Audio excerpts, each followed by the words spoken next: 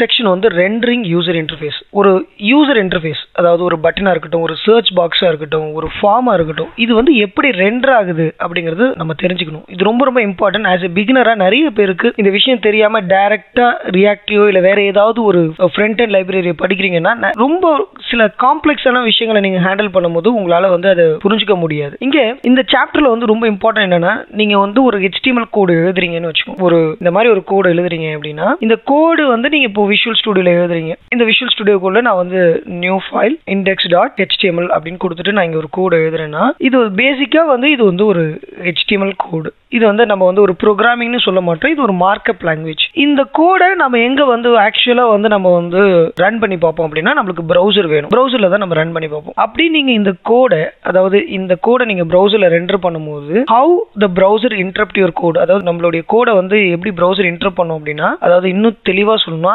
Render ஆகும் எப்படின்னா, இந்த மாதிரி வந்து DOM ஸ்ட்ரக்சரா கிரியேட் பண்ணிடும். இந்த டாக்குமெண்ட் ஆப்ஜெக்ட் மாடல்னு சொல்லுவாங்க. இந்த DOM அப்படின்னா எப்படின்னா, நீங்க இப்போ இந்த ட்ரீ ஸ்ட்ரக்சரா இருக்கும். இப்போ இங்க வந்து HTML தான் வந்து டாப், அதாவது ஃபர்ஸ்ட் இருக்கக்கூடிய டேக், அதுக்குள்ள பாடி, அதுக்குள்ள div, அதுக்குள்ள அன்ஆர்டர் லிஸ்ட். HTML குள்ள பாடி, பாடிக்குள்ள divக்குள்ள h1 டேக், அன்ஆர்டர் லிஸ்ட், பட்டன், அன்ஆர்டர் லிஸ்ட்ல லிஸ்ட். இந்த மாதிரி ஒரு HTML கோடை நம்ம வந்து ப்ரௌசர்ல லோட் பண்ணி அதை ரன் பண்ணும்போது இந்த கோட் என்ன ஆகும்னா ஒரு யூசர் இன்டர்ஃபேஸ்ல கிரியேட் ஆகுது.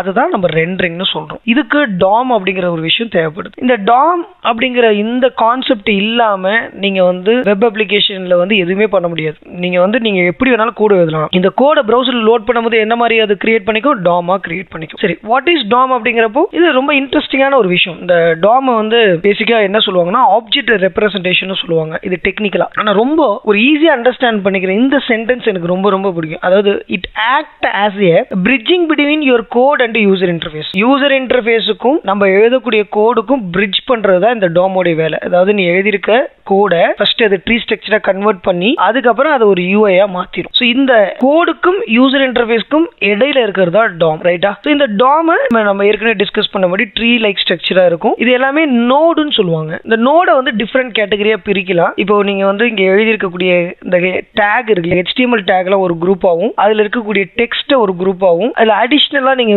இன்ஃபர்மேஷன் கொடுக்கறது div id இல்ல வந்து கிளாஸ் இந்த மாதிரி விஷயங்கள் கொடுக்கறது வந்து attributes சொல்லுவாங்க. சோ இந்த மாதிரி 3 கேட்டகரியில DOM பிரிப்பாங்க. இதை நீங்க இன்னும் டீடைலா தெரிஞ்சுக்கிறதுக்கு நீங்க வந்து நிறைய டுட்டோரியலை ரெஃபர் பண்ணலாம். அகைன் இந்த DOM மேனிபுலேட் பண்றது, அதாவது வந்து இந்த மேனிபுலேட்னா ஒண்ணும் இல்ல, இதை ஆட் பண்றது, டெலீட் பண்றது, இதுதான் மேனிபுலேட்னு சொல்றாங்க. ஒரு கோட் எழுதுறீங்க, அது லோட் ஆகுது, ஒரு UI ஜெனரேட் ஆகுது, ரைட்? இப்போ நம்ம மேல இருக்கக்கூடிய இந்த HTML கோட் வந்து பாத்துட்டீங்கன்னா DOM-ஆ கன்வெர்ட் ஆகி இந்த மாதிரி UI-ஆ நம்மளுக்கு வந்து ப்ரௌசர்ல தெரியுது. இப்போ இந்த DOM பார்ட்ங்கிறது இன்விசிபிள் தான். இது வந்து நீங்க இன்ஸ்பெக்ட் பண்ணி பார்க்கலாம். இப்போ ரைட் கிளிக் பண்ணி நீங்க இந்த மாதிரி கோடை வந்து இன்ஸ்பெக்ட் பண்ணி பார்க்கும்போது இந்த ட்ரீ ஸ்ட்ரக்சர் நீங்க வந்து எந்த மாதிரிலாம் அந்த ட்ரீ ஸ்ட்ரக்சர் இருக்குங்கிறதெல்லாம் நீங்க பார்க்கலாம். இது வந்து பேசிக்கா DOM வந்து வியூ பண்ணி பார்க்கிறது இந்த ஸ்ட்ரக்சர். பட் இந்த மேனிபுலேட்னா என்னன்னா, இதை வந்து நீங்க டைனமிக் இன்டராக்ஷன், இப்போ நீங்க பார்த்திருப்பீங்க சில ஃபார்ம்லாம் நீங்க வந்து ஃபில் பண்ணிட்டு இருக்கும்போது உங்களுக்கு அடிஷனலா ஏதாவது ஒரு ஃபீல்டு வேணும்னா ஆட்னு கொடுத்துருப்பாங்க.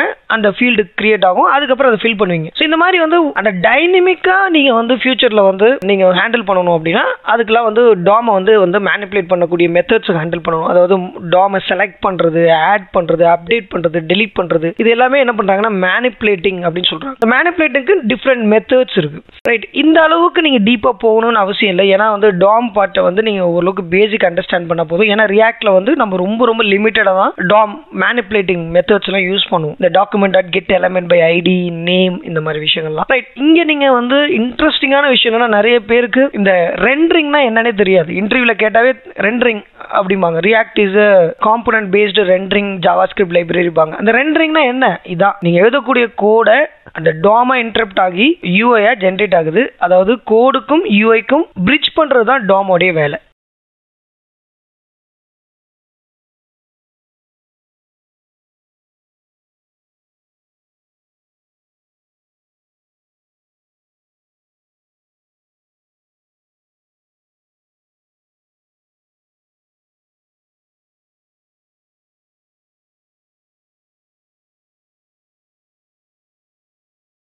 இது அடிஷனலா நீங்க தெரிஞ்சுக்கிறதுக்கு இந்த டுட்டோரியல்ல உங்களுக்கு இன்ட்ரோடக்ஷன் டு டாம், ரைட்டா?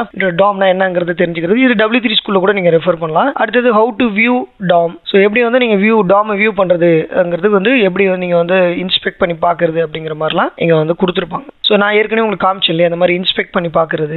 ஸோ இந்த ரைட் கிளிக் பண்ணி இன்ஸ்பெக்ட் பண்ணி பார்த்துட்டீங்கன்னா இந்த டாம் ஸ்ட்ரக்சர் எப்படி ஆயிருக்கு அப்படிங்கறத கிளியர் வியூவா பார்க்க முடியும்.